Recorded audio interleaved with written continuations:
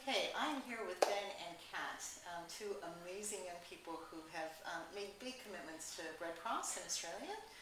Ben, you've been involved now with Extreme Weather Heroes for a year, but for how long with Red Cross? I've been involved with Red Cross for about 7 odd years. 7 years. Over a few different volunteering programs. Yeah, and I tell you what, the thing that most inspired me, I remember hearing that when Black Saturday happened and the phone banks just went nuts, and you were in the call center in Sydney, weren't you, taking the overflow Yeah, I was calls? within the first couple of shifts. How was that? That was quite intense. It would have been just such an amazing thing, and to have to coordinate the logistics of that, but also like keep your cool as these calls are coming through. I mean, it takes kind of a level head, doesn't it? And yeah, I was a team leader for those shifts, and it was certainly quite confronting hearing some of the stories and having to manage my own people who actually take those calls. And also your own emotional thing. You know, when you've done the floods as well, haven't you? Yes, the North Coast floods in New South Wales. And when that happens, it's just full on. It's like a 24-hour news cycle. Yes. Everyone's glued to the telly. That's right.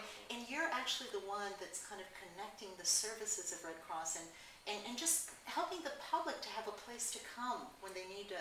Yeah, that's right, because quite often most of the people who are affected don't know where to turn to. Right. So they just give us a call and we connect them with the right services for financial and clothing and bedding. And how amazing is that? And your day job is you're an engineer. I'm an engineer, so it's something completely different. Yeah, that's fantastic. Kat, you were involved with Red Cross in Darwin, weren't you? And tell me about that. What were the things that you were doing there? I was doing mostly working with young people in youth services and the Save a Mate program, but now that I've moved to Melbourne, I really want to get involved in emergency services and first aid. Yeah, which in Victoria and also in Sydney, you know, the whole question of heat wave. And fast forwarding some of the projections out there with the scientists that we could have many days of extreme heat. I mean, how do you prepare a town for a future like that? And, you know, really, what are the services that Red Cross has that can actually help through that?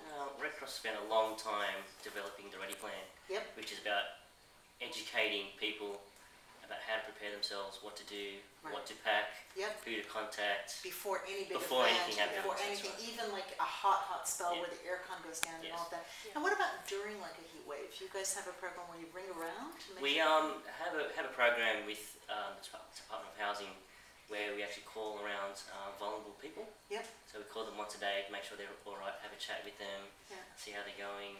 Yeah. Fantastic. And Kat, I know you have a passion for working with young people. Yep. And you've also got a passion for social media. Because Yep. you're kind of wacko out there on Twitter and everything else.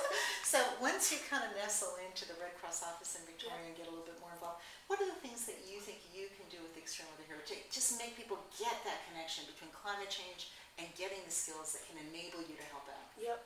Well, most young people just think that climate change is a given or population increase. One of those is causing more and more extreme weather. Yeah. So I'm doing my bit. I'm going to go to Red Cross and get skilled up in first aid and those kind of areas and emergency service response. So people can follow me as I go through my training and my background checks. So we're actually going to watch you tweet as you find As out how you get involved. As you can. Yeah. That is fantastic. Because I heard a statistic, which a lot of people don't know. After Black Saturday, 20,000 Australians called Volunteering Australia to see if they could help. And how many could help? Zero. Yeah. Because it's too late after it's happened. So you're actually going to prepare so that you can be there. So I'm going to take these first steps and everyone can watch me and then come along for the ride. Whoa! Good.